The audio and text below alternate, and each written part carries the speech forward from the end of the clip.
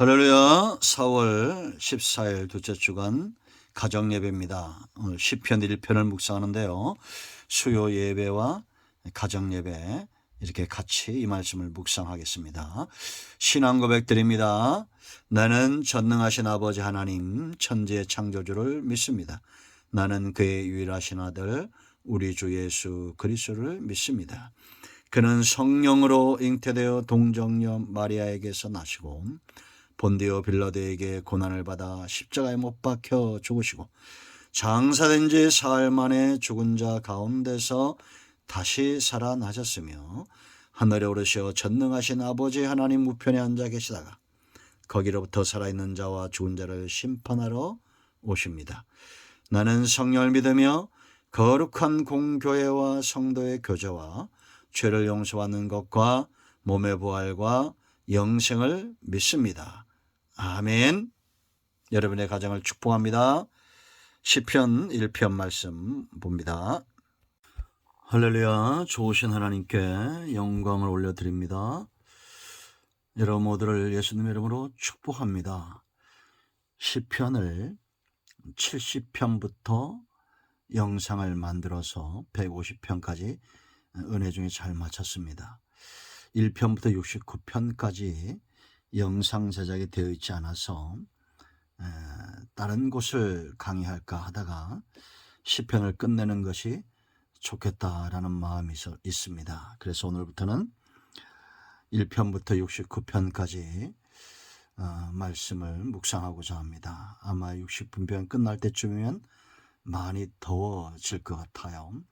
그때 새로운 부분들을 또 나누기를 원합니다. 먼저 기도하겠습니다. 하나님 감사합니다. 하나님의 은혜가 없인 우리가 어떻게 살며 하나님의 말씀이 우리 영의 양식이 되지 않고 우리가 어떻게 강건한 삶을 살 수 있으며 하나님 말씀에 대한 깨달음이 없이 우리가 어둠의 세상에서 어떻게 우리에게 맡겨진 귀한 삶과 사역을 감당할 수 있겠습니까? 우리의 약함을 아시는 하나님께서 이 말씀의 깊은 것들을 열어주시기를 원합니다. 종을 낮추시고 겸손하게 하시고 주의 이름을 의지하고 주의 보혈을 의지하는 모든 주의 백성들의 눈과 귀와 마음을 열어주시기를 원합니다. 오늘도 말씀하실 하나님을 찬양합니다. 예수님의 이름으로 사모하며 기도합니다. 아멘. 자, 시편 1편입니다. 너무나 유명한 말씀이죠. 한번 읽겠습니다. 복 있는 사람은 악인들의 꾀를 따르지 아니하며 죄인들의 길에 서지 아니하며 오만한 자들의 자리에 앉지 아니하고 오직 여호와의 율법을 즐거워하여 그의 율법을 주야로 묵상하는 도다. 그는 시냇가에 심은 나무가 시절을 따라 열매를 맺으며 그 잎사귀가 마르지 아니함 같으니 그가 하는 모든 일이 다 형통하리로다. 악인들은 그렇지 아니함이요 오직 바람에 나는 겨와 같도다. 그러므로 악인들은 심판을 견디지 못하며 죄인들이 의인들의 모임에 들지 못하리로다. 무릇 의인들의 길은 여호와께서 인정하시나 악인들의 길은 망하리로다. 자, 여러분, 너무나 유명한 구절이죠. 시편을 시작하면서 복 있는 사람은 그럽니다. 복에 대한 관심은 누구나 있습니다. 믿는 자나 믿지 않는 자나 망하기 위해서 사는 자들은 없죠. 그런데 망하는 길로 가는 자들은 있습니다. 여러분, 정말 복이 어떤 것이라고 생각을 하십니까? 이 질문은 신앙인들에게 주어져야 됩니다. 저와 여러분, 하나님을 신뢰하는 저와 여러분에게 있어서 정말 복은 어떤 것일까요? 오늘 1절로 6절 말씀의 핵심 구절을 찾으라면 여러분들은 어떤 구절을 핵심 구절로 보시겠습니까? 저는 6절입니다. 마지막 절.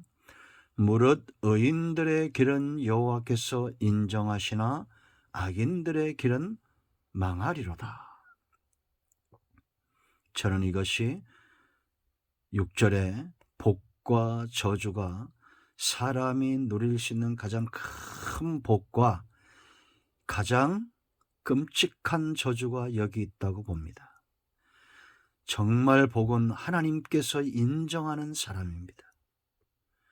정말 저주는 하나님께서 인정하지 않는 악인들, 그들의 길은 망한다라고 말했습니다. 그러면 여러분, 여기서 말하는 길은 어떤 것일까요? 의인들의 길이란 것은 삶의 방향과 목표를 말합니다. 악인들과 달리 이들은 정직하고 진리 위에 서 있는, 하나님 앞에서, 사람들 앞에서 올바른 삶의 방향이 정해진 자들입니다. 성경이 말하는 의인은 믿는 자라고 그랬죠. 믿는 자, 창세기 12장 6절에 있는 대로 하나님께서는 이 믿는 자들을 의인이라 이렇게 칭합니다. 죄가 없다는 게 아닙니다. 죄가 없는 사람이 어디 있습니까? 그러나 우리는 하나님을 믿습니다. 의인들은 믿음을 향해서 하나님께 순종하고자 7번 넘어져도 8번째 일어나는 사람들입니다. 이들이 이렇게 일어날 수밖에 없는 이유가 있어요. 여기 여호와께서 인정하신다, 이 말은 깊은 애정을 가지고 보살피고 인도한다는 겁니다. 그러므로 죄 많은 세상에서 허덕이며 넘어졌다가 또 일어나고 그래도 다시 한번 하나님께로 돌아가고 애쓰는 믿음으로 살고자 하는 자들을 하나님께서 애정을 갖고 보살피고 인도하시며 웅덩이에서 끄집어내고 감옥문에서 끄집어내고 요셉을 사보나 바네아 삼았던 것처럼 그렇게 하나님 앞에서 복된 인생, 사람들 앞에서 쓰임받는 인생으로 삼으신다는 거죠. 그러나 악인들은 하나님을 믿지 않습니다. 그대로 버려둡니다. 죄가 없는데 버려둬요. 결국은 사망에 이르게 된다라는 겁니다. 그러므로 여러분, 정말 복 있는 사람은 하나님의 깊은 애정 속에서 보살핌을 받는 자들입니다. 이제 우리는 이 믿음의 길을 걷기 위해서 어떠한 삶을 살아야 될까요? 하나님이 인정하는 삶을 살기 위한 첫 단추 출발이 바로 1절입니다. 1절 보세요.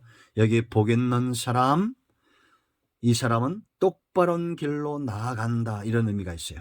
아까 의인들 같은 거죠. 방향이 같다. 여기 복 있는 사람, 여호와의 법을 즐거워하는 자, 시냇가에 심은 자, 이 의인들은 다 같은 사람들이죠. 이들은 어떤 생각을 가지고 있느냐? 이들의 생각을 봐야 돼요. 생각은 모든 삶의 방향의 원동력이고 출발입니다. 어떤 생각을 하고 있느냐를 보면 그가 어떤 사람인지 정확히 볼 수 있습니다. 그래서 우리가 친구를 사귀거나 사람들과의 관계를 맺을 때 그 입에서 어떤 말들이 나오는가를 잘 봐야 됩니다. 생각이 곧 그 사람이고 그 생각이 가득 차면 입술로 넘치게 되어 있어요. 이들은 악인들의 꾀를 따르지 않는다 하는데, 이게 악인들의 꾀는 어떤 것이냐면 인본주의입니다.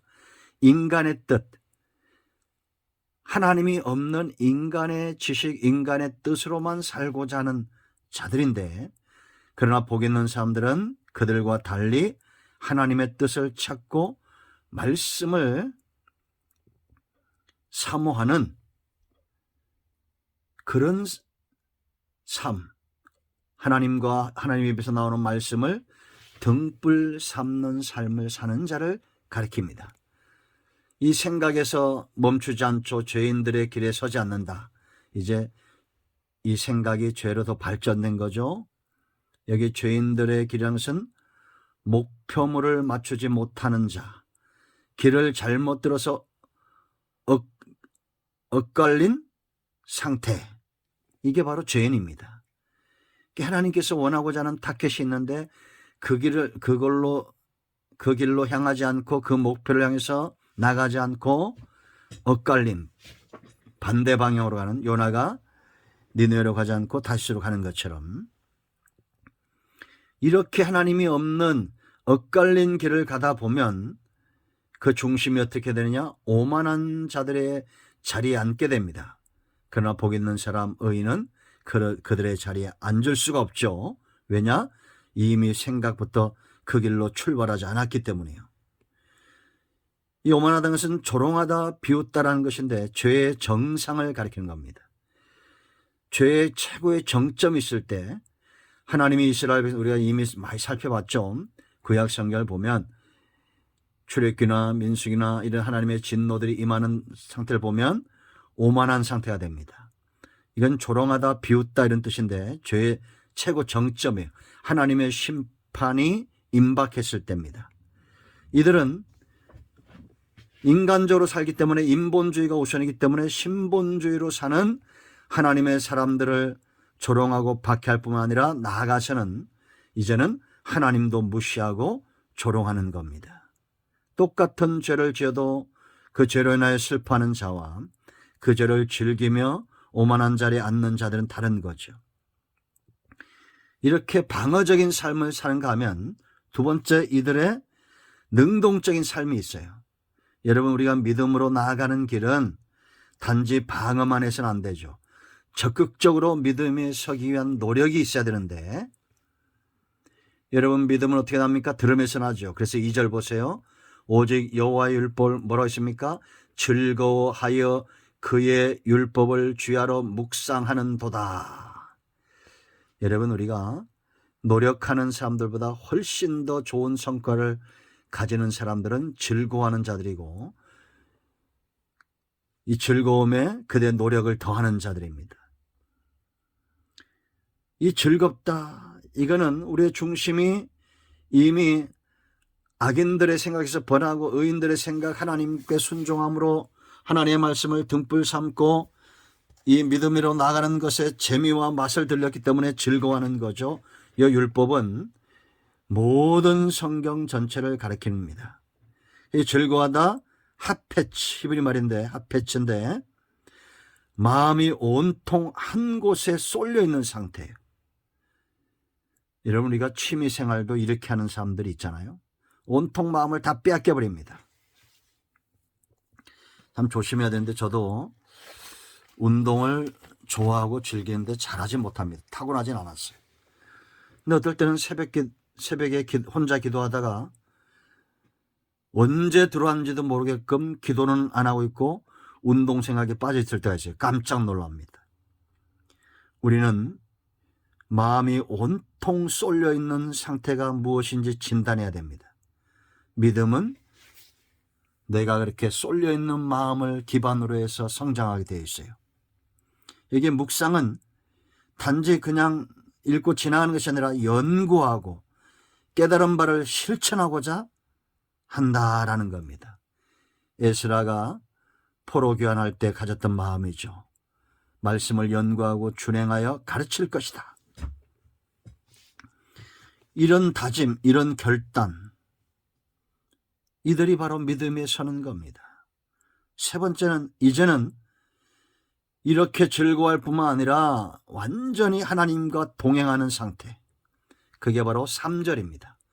그는 시냇가에 심은 나무가 철을 따라 열매를 맺으며 그 잎사귀가 마르지 아니함 같으니 그가 하는 모든 일이 다 형통하리로다. 자, 보세요. 나무가 존재함에 있어서 가장 중요한 것은 물이죠. 시냇가의 뿌리를 지금 박았어요. 고정된 상태입니다. 그러므로 이 나무는 어떻겠습니까? 번성하고 안정되고 생명력 있고 시절을 쫓아 결실을 맺겠죠. 이게 고정입니다. 프로그램 고정. 연예인들이 아주 좋아하는 말이죠. 프로그램 고정. 왜냐? 안정된 수입이 있고 평안하고 염려와 근심이 사라지기 때문입니다. 그러나 어느 날 갑자기 통고가 날라오기도 하죠. 하차하기도 합니다. 그러나 여러분, 하나님은 절대 저와 여러분을 우리가 하나님의 손을 놓지 않는 분입니다. 우리가 논다 할지라도 또 찾아내시고 찾아오시고 하시는 분이에요. 시냇가에 심겨진 나무처럼 하나님께 고정된 사람, 이런 사람이 바로 모든 일에 형통하다. 이게 뭐 다 잘 된다가 아니에요. 여전히 우리는 죄인 가득하고 죄가 관영한 세상에 살고 있기 때문에 때로 흔들리고 넘어지기도 합니다. 그러나 그럴 때 고난당하지만 이렇게 시냇가에 심겨진 나무와 같은 성도들에게 고난은 연단이고, 하나님이 버린 게 아니에요. 연단의 걸음을 함께 하시고, 그런가 하면 성공은 결실입니다.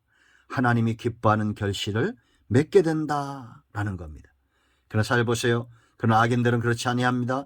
오직 바람에 나는 겨와 쭉정이 열매를 맺지 못하는 겁니다.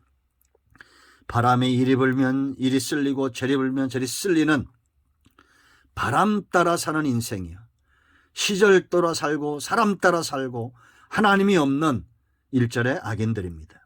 그러나 의인은 고정된 사람입니다. 하나님 말씀과 그 하나님께 고정된 사람, 이런 사람들이 믿음 위에 서고 6절에 있는 대로 이런 사람들이 하나님께 인정함을 받습니다. 이 귀한 삶의 은혜가 우리 모두에 있기를 축원드립니다. 아멘. 이 말씀은 수요 예배로 나갑니다. 그리고 가정 예배에 또 이 말씀을 전하겠습니다. 잘 듣지 않는 분들이 있어요. 근데 가정 예배는 또 우리 가장들이 억지로라도 하시는 분들이 있기 때문에 수요 예배와 가정 예배 두 번 들으시는 분들은 더 큰 은혜가 일어날 줄로 믿습니다. 이제 한번 기도하겠습니다. 하나님 감사합니다. 이 말씀대로 되게 하시고 예배하며 모이는 곳마다 하나님을 사랑하는 가정들마다 하나님께 인정함을 받는 가정, 너와 내 집이 구원을 얻는다 말씀하셨사오니 구원받은 가정 다 되게 하옵소서. 악인처럼 버려져 망하지 않게 하시고 하나님의 보존하심과 보살핌과 인도하심 가운데 있게 하옵소서. 그들의 생각을 지키시고 하나님의 말씀을 즐거워하며 하나님과 동행하는 삶을 살게 하옵소서. 예수님의 이름으로 사모하며 축복하며 취하며 기도합니다. 아멘. 이제 합심해서 기도하시고 마무리 기도 가정에 하시고 주님 가르친 기도로 예배를 마치시 바랍니다. 여러분의 가정에 오늘도 응답이 임하였습니다. 아멘.